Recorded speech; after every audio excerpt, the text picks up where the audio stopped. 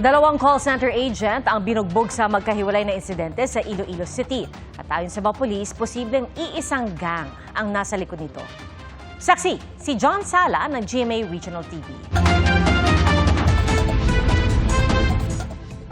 Ilang saglit lang matapos huminto ang dalawang motorsiklong yan, makikita nang may binubugbog ang mga sakay nito.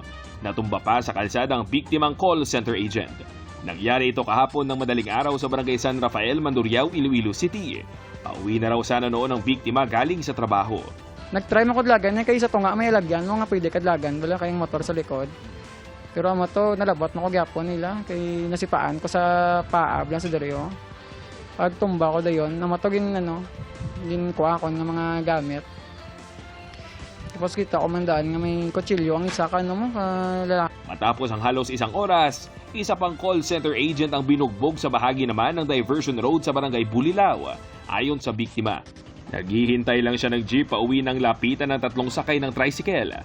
Ang isa ka tao, dito na siya nag-start niya ginsog baga ko ulo, after na, duha na dayon sila. Tatlo na tayong gingolpi ko nila, sumbag. Wala ko nakita tsura nila kay gano ko mo, ga-protect ko bala sa sa face ko kay nakibutan ako damo na bala dugo ang baba ko.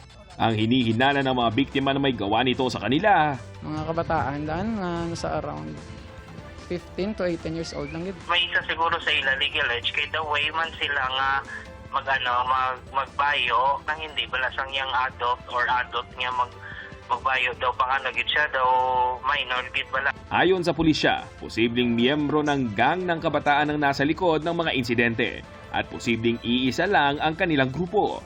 Patuloy ang investigasyon.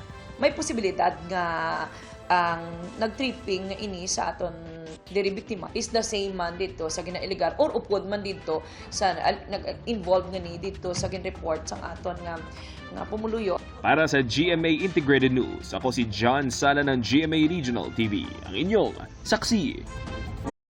Mga kapuso, maging una sa saksi. Mag-subscribe sa GMA Integrated News sa YouTube para sa iba't ibang balita.